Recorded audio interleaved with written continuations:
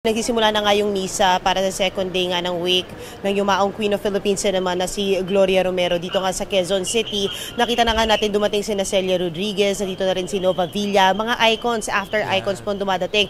Si Vilma Santos, ang star for all seasons, nandito na rin po. Ngayon, nagbibigay nga ng kanyang, ng kanyang mensahe si Tirso Cruz III para syempre sa pamilya, sa mga naulila ni Gloria Romero. Syempre sa buong industriya talagang nandito full force nga. Nakita na rin natin si Ami Perez dito kanina. Pero yung isa sa mga talagang tumatak sa atin, yung conversation natin kay Vilma Santos, a star for all seasons, kanina kung saan nga kinikwento niya that she's the queenest of them all. Yan ang sinasabi nga ni Vilma Santos na nung 9 years old pa lang daw siya, nakatrabaho niya na ang nag-iisang Gloria Romero. Hanggang sa mga pelikula niya na Darna.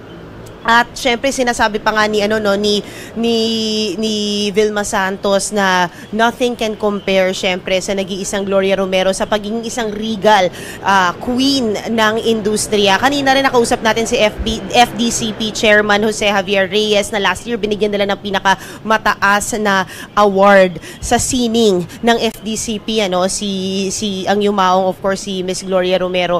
At yung nakakatuwa nga doon, talagang isinusulong daw nila sa FDCP na sana kasabay ng araw ni Dolphy hirangin na national artist si Gloria Romero dahil sa higit 70 years na iginugol at kanyang serbisyo sa Philippine cinema from 1949 up until today, mula sa pelikula, sa telebisyon, sa countless, sa hundreds na kanyang mga proyektong ginawa, nararapat yan.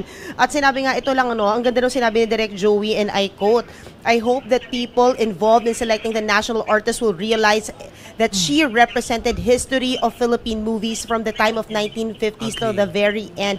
She is indeed the queen of Philippine cinema. Nobody can compare to Gloria Romero, not only because of her talent and professionalism, but also because of her being an exemplary human being." Kinikwento nga nila rito sa mga nakakausap natin, pati sa pamilya, sa anak ni Miss Gloria Romero, na sinasabi nga niya na talagang up until sa smallest person on the set, pantay na pantay ang trato niya sa lahat.